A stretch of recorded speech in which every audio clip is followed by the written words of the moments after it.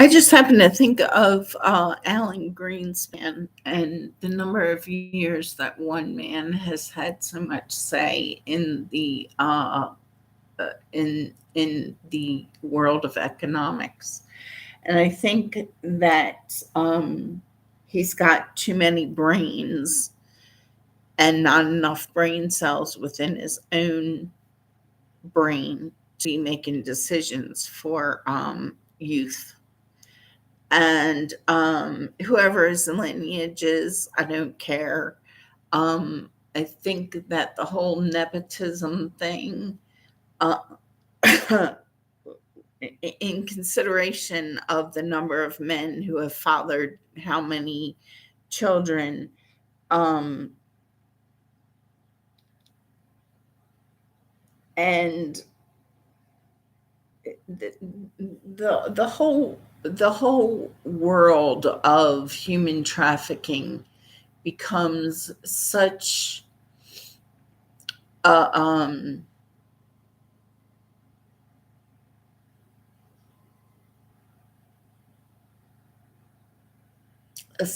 sickening monopolistic world, um, and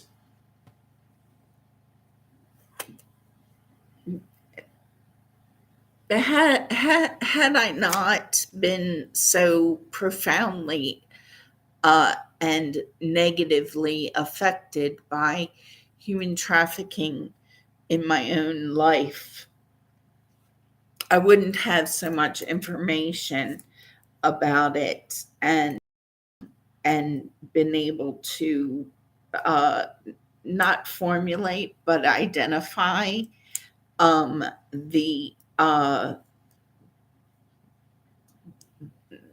the different rings, the everything that's involved. Um, the breaking down, of course, of the economic system is and shall always be women pissed off at men um, about their extramarital affairs, and how I just, it will always be. And men sit back and laugh like it's such a fun game to torment women. And oh, and then they sit in their good old boy meetings, and the things that they've done to women, and really that all these men in business are and have been, and in politics and everywhere else, are pimps, and they've taught our sons to be pimps, and now they've taught our daughters to be pimps, because the daughters get sick and tired of sitting by and being treated as a street hooker and stuff like that. And I'm not um, taking light this issue. Um, Men who refuse to listen to women, um, in and from a biological mother's standpoint, and our rights as inhabitants of the earth, and then of course come the physical threats from the same men who have what gang in their pocket or on their payroll, and um, it simply is a condition of saying, stop the insanity. Stop using women and children as a negotiating tools.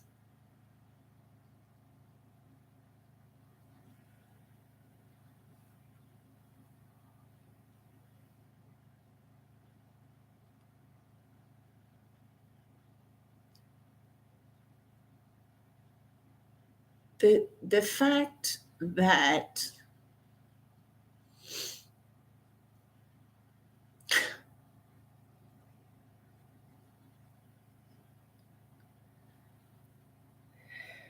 It's reprehensible.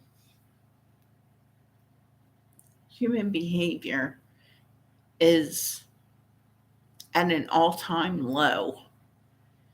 And as soon as I as soon as I signed off of my other video entry, the same man appeared like on my screen in one of those little video shorts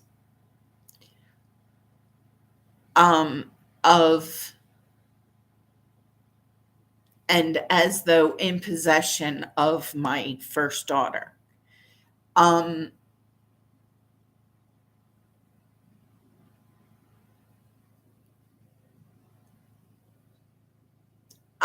it would be nice for Jesus to reach into that guy's world and teach him a lesson, because I'm getting really fed up with pimps who have been in the company of my biological children, adult and or minor age and or grandchildren, having the freedom and the resources to appear on my Facebook page, on my screen, uh, frequently minutes after I've posted something. It's a it's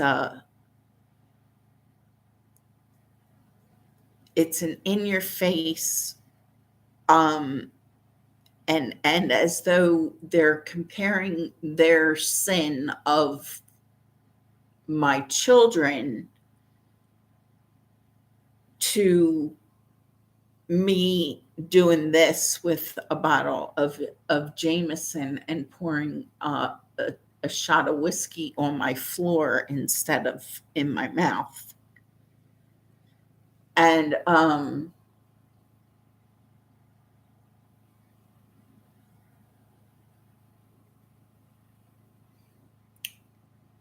and people who associate a person's life with a shot of Jameson in regard to the value, um, should they should be taught a lesson. And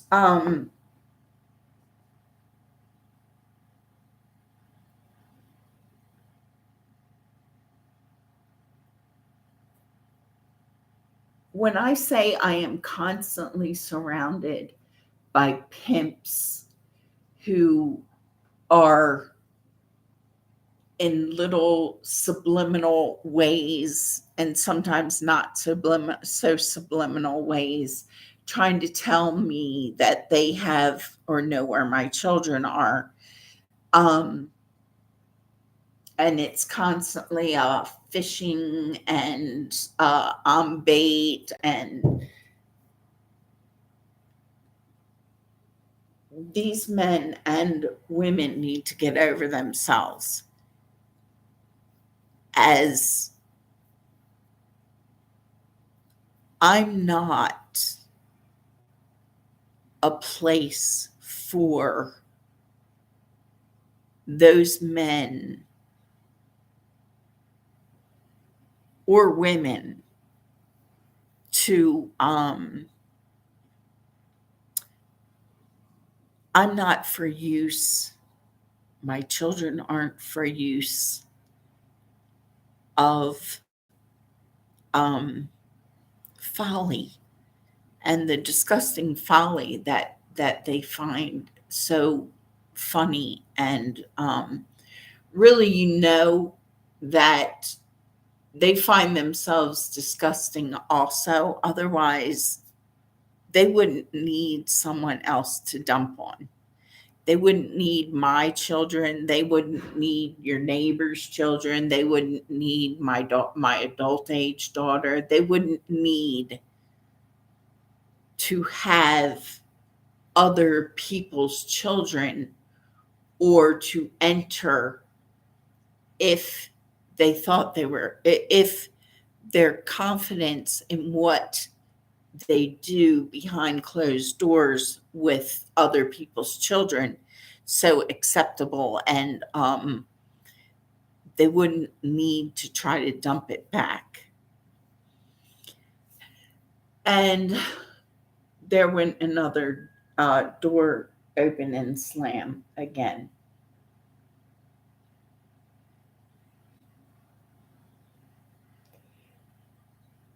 Sometimes I can talk about things on like from like a business mind standpoint, um, because I have beforehand taken the time to make certain within my own name and identity that I have identified um, my stand. So all the manipulation and soundbite splicing and video bite splicing um,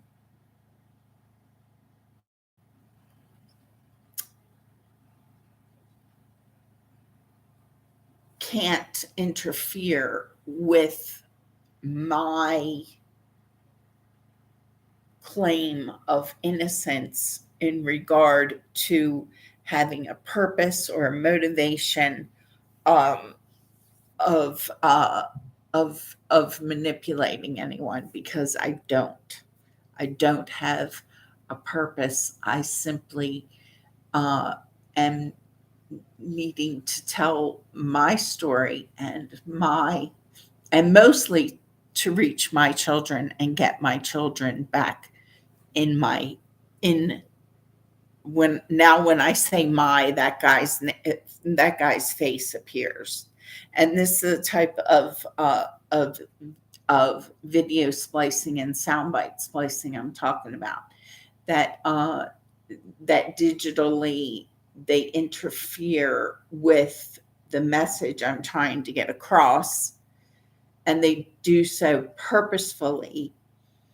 And and again, my number one motivation in any of this, in anything that I get on to my Facebook page, and I haven't been on my Facebook page for a while, but for some reason, Facebook keeps coming up. Go to Facebook, go to Facebook. Now, when I had my Facebook page up and running, I never got those kind of messages. So now suddenly that I've signed off of my Facebook page for a number of weeks now. Now I'm getting these little sideline messages. Go to Facebook. Go to Facebook. Um, so I don't know if that's a message to someone who's mirroring my desktop, and they're communicating, like, I don't want to say above my head, but above my head in regard to what they've self-entitled themselves in regard to my life and my existence and my children's existence, both in the in the physical and real-time realm and in the digital realm. um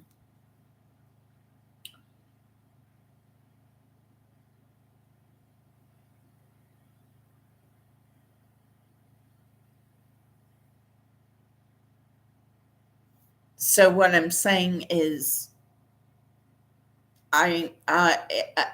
that those messages might be coming on my screen as a message to whoever's tuning in and remote viewing my video screen, my what I'm presently doing in regard to um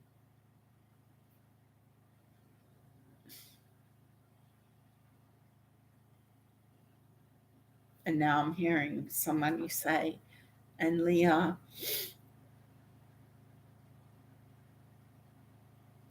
because there's a constant, uh, and I know, excuse me, my younger sister Leah is directly involved, um, because she accepted the role as the number one betrayer. Like, she needed to top Charlotte, and she needed to top Jean, and she needed to top Holly, and she needed to top our older sister Sandy. And so it's like my younger sister Leah is a freaking tick attached to me at all times. A tick or a dingleberry or any parasitic thing you can possibly think of. So then the fact that the Chinese government keeps appearing on my screen also, um, disguised as international news story. Um, and in my world, what that really is about is the fact that I've gone public and spoken about the zodiac, um, and that the Asians have play a huge role within the zodiac system in regard to, um, horoscopes and the stars, and who else does? Islam, of course, um, and the Royal Order of the Mystics, and how those cultures intertwine, um, and how it's been used in my life, and how my younger sister Leah has been a flunky of the very system that she told me I couldn't be a Christian if I checked my horoscope every now and again. Um, and she's either been a flunky of because she accepted being the jealousy object and the number one betrayer as the Gemini in my life, who's fed on absolutely every aspect of my life. Um, that there is, and she did the same thing to uh, my children.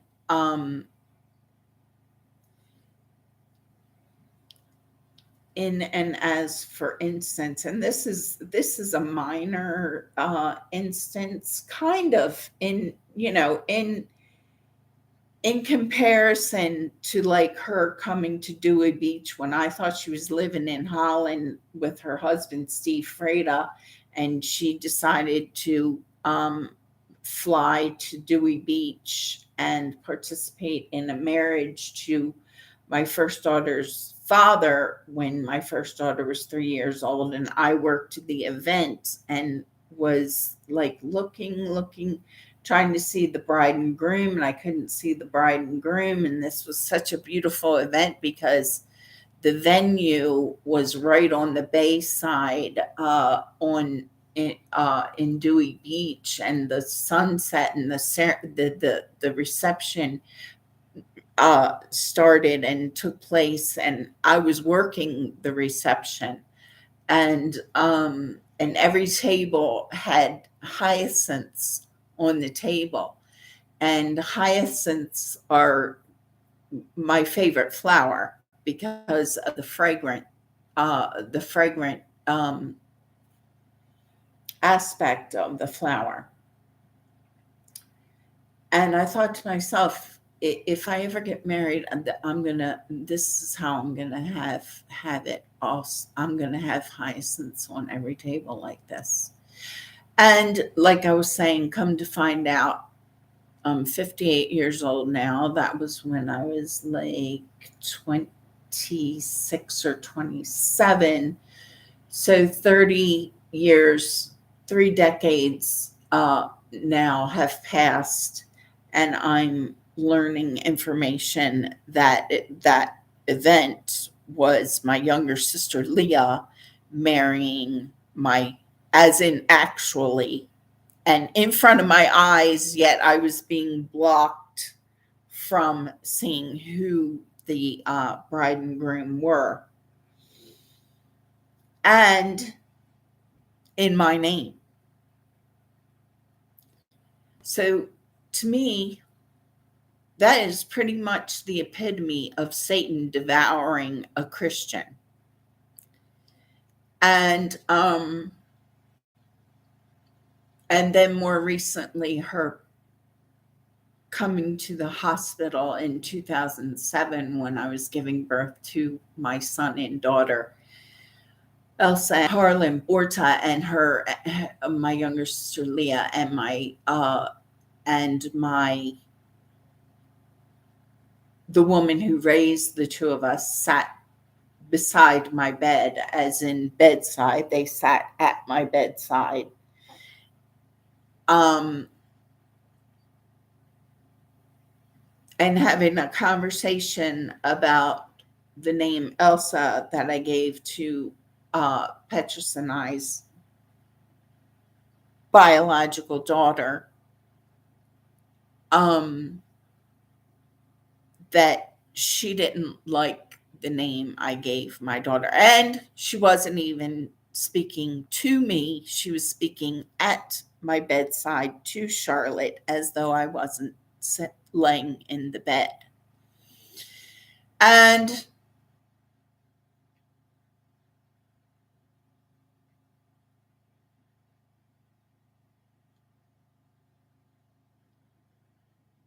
that is the epitome of Satan devouring a Christian. Um,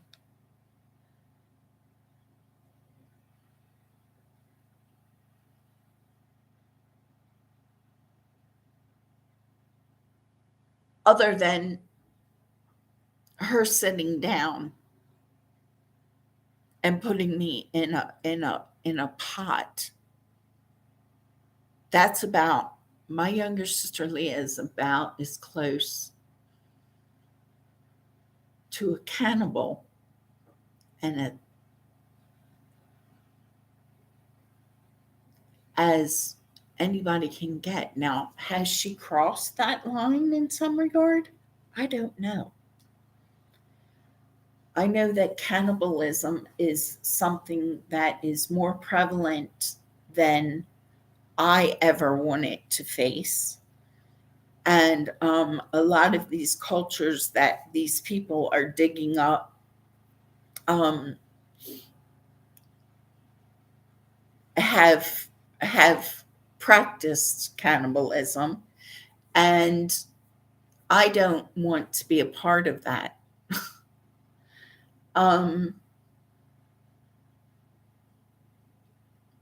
and I feel like it's all around me. Um,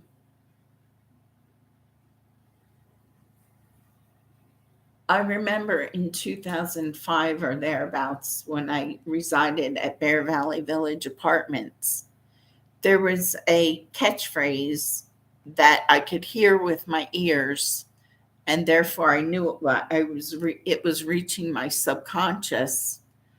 And that's how the networks of people work. That's how they track psychologically. They create um, subliminal messages um, with certain people as the target. And I know that starting a lot longer before what I'm speaking of now, I'm certain, but definitely in 2005. And it's kind of when I at first was like, um,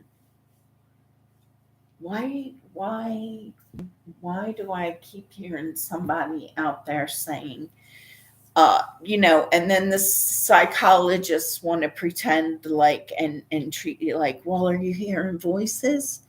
No, they're not like voices in my head. However, they are subliminal messages that someone has actually created purposefully, with me as the target and the reaching point of their subliminal message.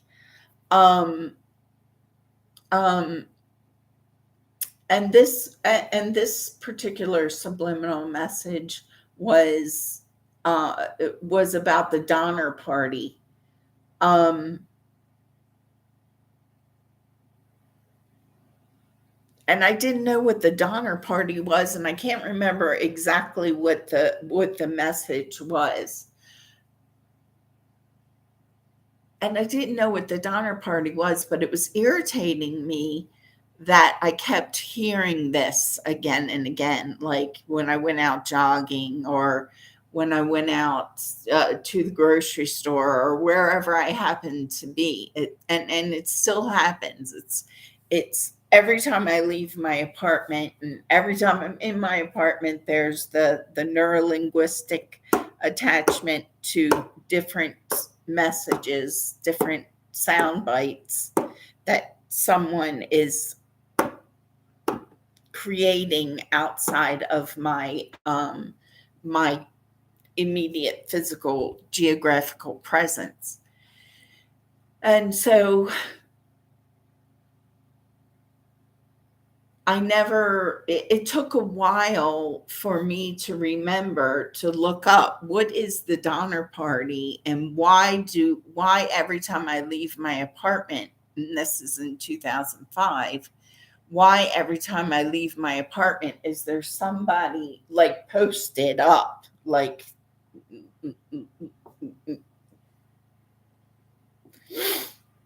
um making certain that this subliminal message catchphrase gets into my psyche.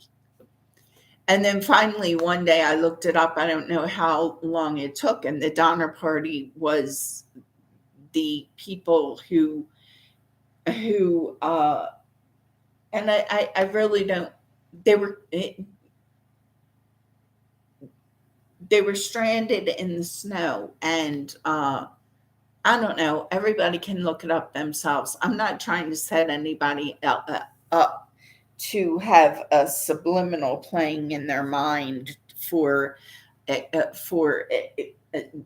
any acceptance of cannibalism, but that's what it has to do with. And I'm not a Donner. I'm not a member of the Donner Party.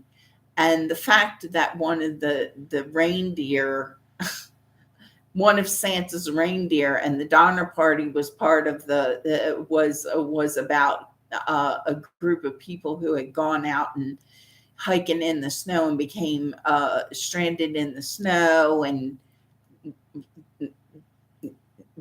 they ended up eating one another or something like that. I'm not promoting cannibalism. I'm not promoting cannibalism at all. And I don't want to have anything to do with it.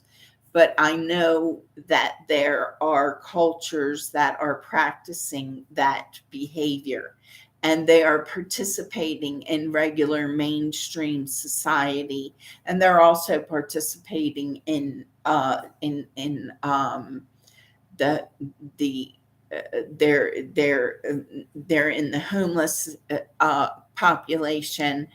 They are like a secret society of people, and I can't. um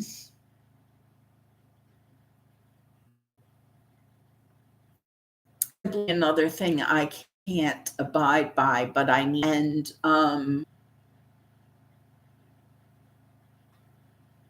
And I don't know how to combat such a thing that seems to be like a disease surrounding uh, anywhere that I've been. And then they want to turn around again and point the finger at me because I say anywhere. It's like everywhere I go, it's the same thing. And it's not me or who I am, it's how the subliminal messaging system and the media and advertising um, has set me up to receive uh, those types of messages, and it's been part of the pimping system that uses that type of that they know about those things, and they possibly participate in that type of activity.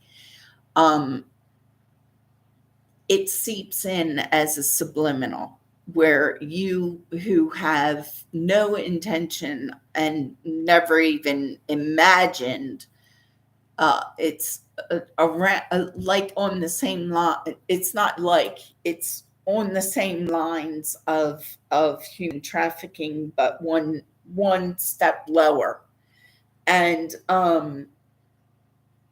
in regard to human behavior, uh, and I find it to be seriously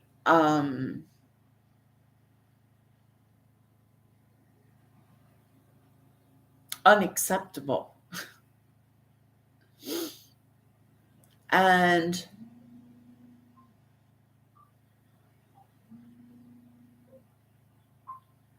And this is the kind of stuff and behavior and information that I have been made privy to, and even that expression, been made privy to.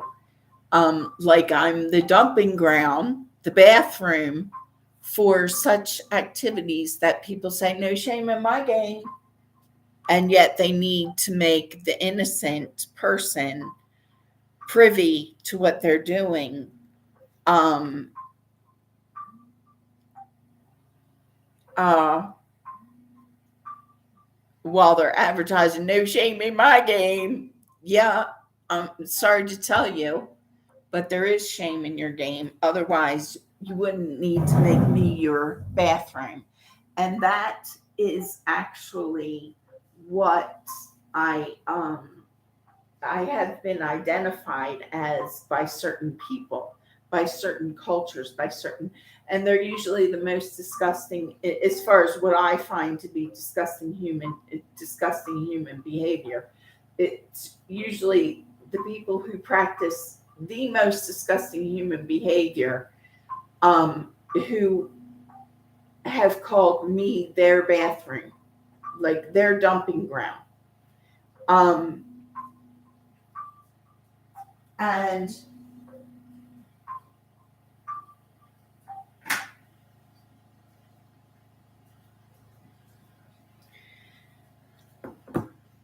and it's simply because as I sit down, I've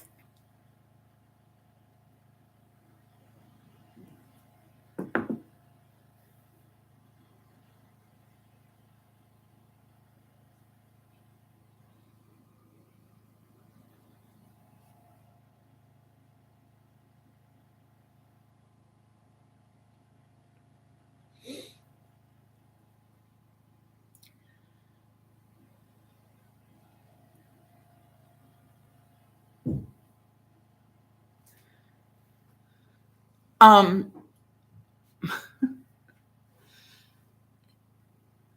um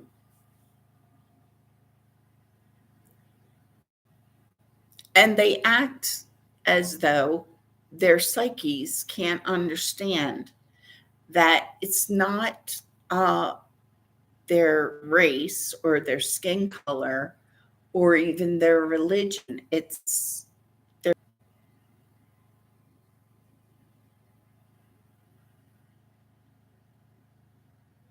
Doesn't matter to me what your skin color is. if you're practicing such things as cannibalism and thinking it's funny and acceptable, or any of the other disgusting behaviors that I've heard uh, other cultures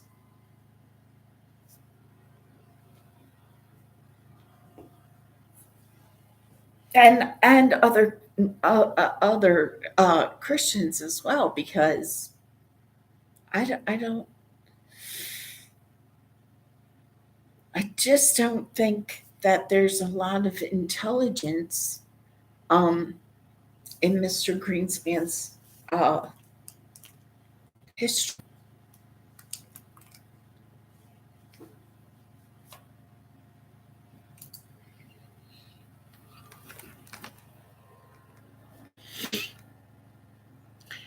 And I don't need to metaphysically nor physically sit on someone's, because all it does is make me wonder why sitting naked and something going up my butt as though he has a hard on to reach my anal passage.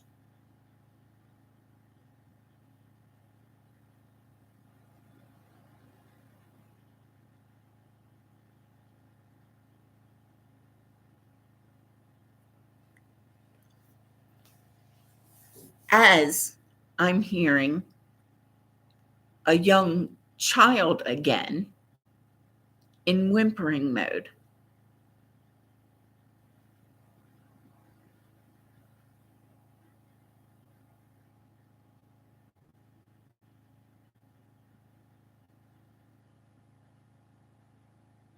The Sistine Chapel has actually fallen. And these people are still, if the weather around the world is actually what I've been seeing on my newsreel, says your connection is unstable. Maybe because I don't want to be connected to SETI the Entertainer. I don't want my children connected to SETI the Entertainer, because I haven't really found very much that I like about uh,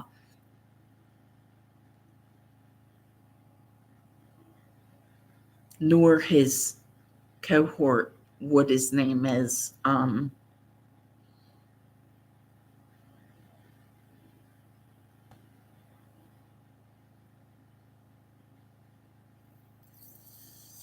can't think of his name. Steve Harvey.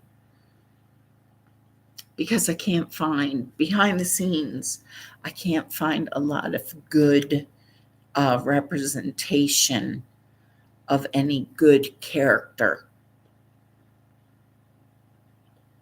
And again, the fact that I can remote view something that I don't want to see, or the fact that I can metaphysically feel and see SETI the Entertainer sitting on this very chair and feel something going up my butt as I'm sitting, and there's no one sitting here, that makes me question SETI the Entertainer even more. When I was younger, I didn't have these wonderments about his character. I wasn't a fan of his, and I wasn't a fan of Steve Harvey's necessarily. I used to watch that one show when it came on late at night, when the show that they were on together. I can't remember what it was called. I can't even remember the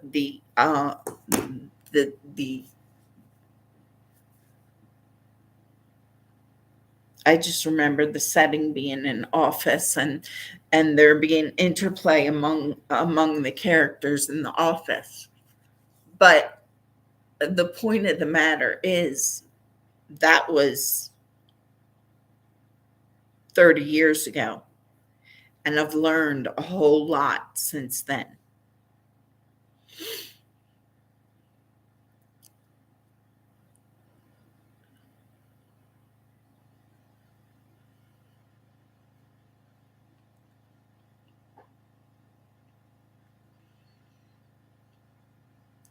And as far as the show, uh, and Charles keeps coming into my mind.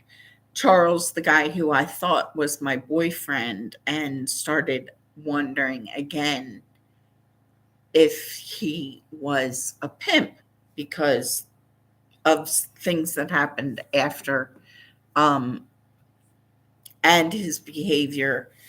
Uh, um, and that he was started taking me around town and showing me different stuff, and I started seeing things about his character that I was like really appalled by. And I can still hear his voice tone as the person who's saying so. And I think that he's a member of the Goof Troop, and the I don't know if the Goof Troop is associated with the Bloods or the Crips, but I know they're associated with the DGDCs, or whatever, because I still haven't identified. But however, I have identified that that particular one is gang is who makes or makes it their business of participating in placing government positions or filling government positions, which I have no interest in.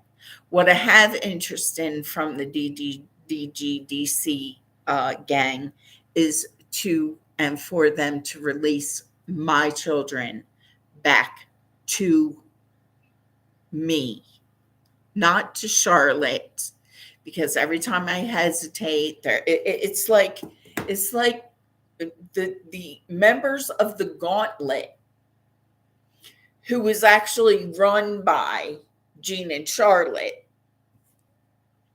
the Gauntlet that I walked through in elementary school at Northwood Elementary School. It's like they're all looming, watching and listening to everything I say and do. Um,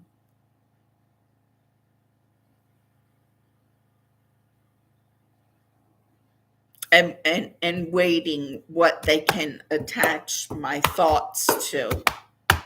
I'm just to demonstrate.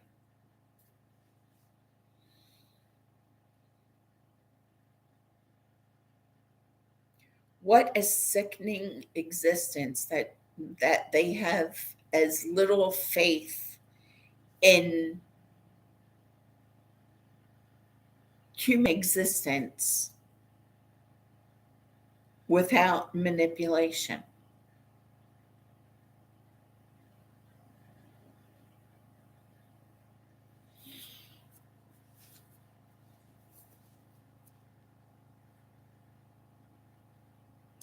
And when I say that Jean and Charlotte they were controlling the Goof Troop network, it very well could be. Charlotte at the time was much more unstable, as in um, as in she was more housewifey, but Charlotte hated being a housewife.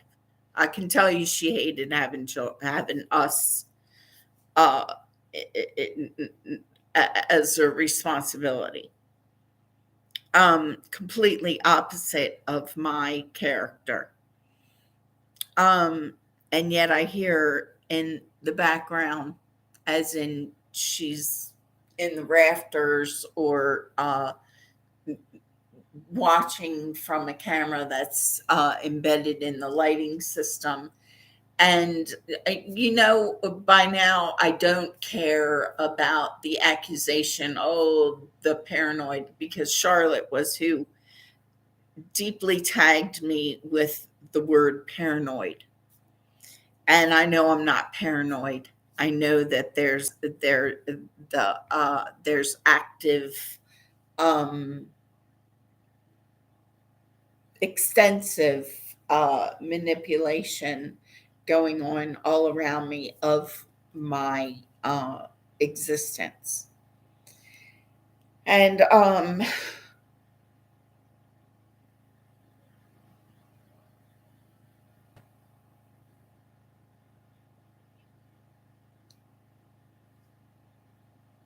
somebody said just then, peace, love. And then there was that kissing sound. Because the little guy downstairs who presents himself in the name Jason looks like one of the members of Kiss.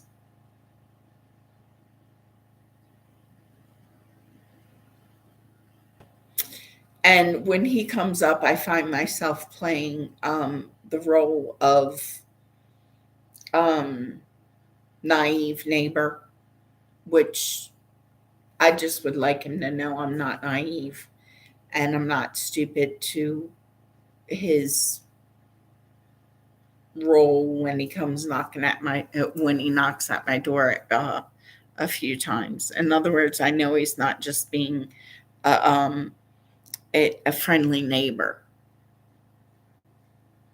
and I can clearly see the likeness of him to my caseworker Tina, and and being that I've already identified Tina's connections to different and her attitude of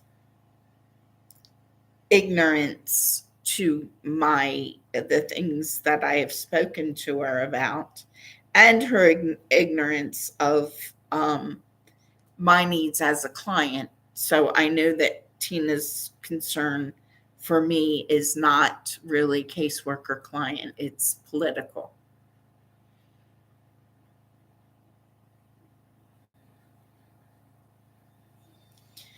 And